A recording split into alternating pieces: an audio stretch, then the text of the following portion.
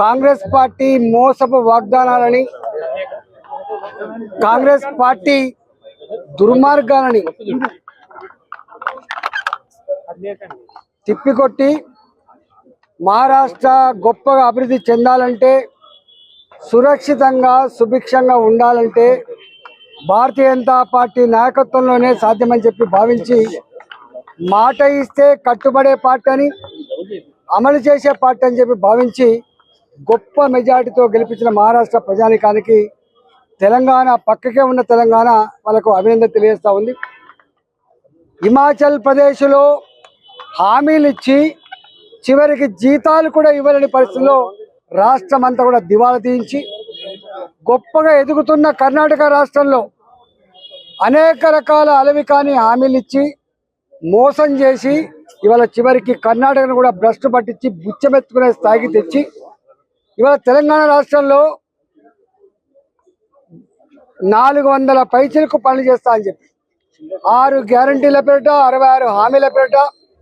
ఇవాళ ఒక్కటో రెండో అమలు చేసి, కేవలం బస్సులలో ఉచిత ప్రయాణం మాత్రమే అమలు చేసి దేశమంతా కూడా హామీలు అమలు చేసిన పార్టీ అని చెప్పి 100 కోట్ల రూపాయలతో పేపర్లలో యాడ్స్ ఇచ్చి వంచే ప్రయత్నం చేసిండు. స్వయంగా రేవంత్ రెడ్డి, కాంగ్రెస్ పార్టీ నాయకులు తెలుగు మాట్లాడే ప్రజల దగ్గరికి పోయి ప్రచారం చేసిండ్రు, కన్నడ మాట్లాడే దగ్గరికి పోయి కర్ణాటక నాయకులు ప్రచారం చేసిండ్రు. కానీ కన్నడ ప్రజలు కానీ, తెలంగాణ ప్రజలు కానీ, మరాఠా ప్రజలు కానీ కాంగ్రెస్ పార్టీ మోసం చేస్తుంది, కాంగ్రెస్ పార్టీ మరో వంచనకు గురి చేసే ప్రమాదం ఉంది, ఎట్టి పరిస్థితుల్లో ఓటు వేయొద్దని చెప్పి ఇవాళ అక్కడి ప్రజానికమంతా కూడా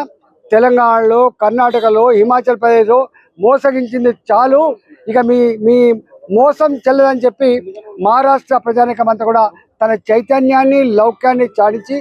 గొప్ప మెజార్టీతో గెలిపించిండ్రు. ఇప్పటికైనా కాంగ్రెస్ పార్టీ బుద్ధి తెచ్చుకోవాల్సింది ఎక్కడంటే, ఇవాళ సమాజాన్ని చీల్చి దేశాన్ని అస్థిరపరిచేటువంటి, నీ పదవి కోసం, నీ అవసరాల కోసం ఎన్ని అడ్డదారులను తొక్కేటువంటి పద్ధతి మానుకోవాలని, ఇప్పటికైనా భూమి మీదకి వచ్చి నిజమేందో అబద్ధమేందో చెప్పుకునే ప్రయత్నం చేయి, ఇవాళ పనిచేసే ప్రయత్నం చేయి, ఇవాళ హామీలు అమలు చేసి ప్రజల ప్రేమను పొందు తప్ప మోసంతో,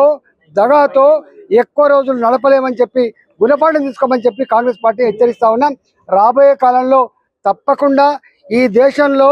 సురక్షితంగా, సుభిక్షంగా, ప్రశాంతంగా ప్రపంచ చిత్రపటం మీద గొప్పగా ఎదిగే దేశంగా నిలవాలంటే భారతీయ జనతా పార్టీ మాత్రమే సాధ్యమని చెప్పి ఈ సందర్భంగా తెలియజేస్తాం.